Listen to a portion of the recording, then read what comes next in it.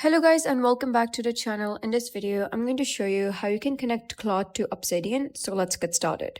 First thing that you need to know is that Obsidian doesn't natively support Claude, but you can connect it using plugins or a simple code-based workflow. So the first method is simple copy paste. That is the easiest method. You're going to open Claude and generate your content like notes, summaries, or even scripts.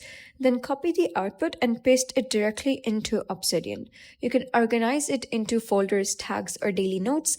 This is the fastest and most beginner-friendly method. Then the method 2 is use Obsidian plugins. That is a bit advanced. So for deeper integration, you can use plugins. You're going to open Obsidian, go to settings here at the bottom, and you're going to search for the option of community plugins. You're going to enable plugins and search for AI plugins like text generator or AI assistant. So you're going to download them on your PC, browse them over here, and then connect it to an API. Most plugins support OpenAI by default, so Claude may require custom setup.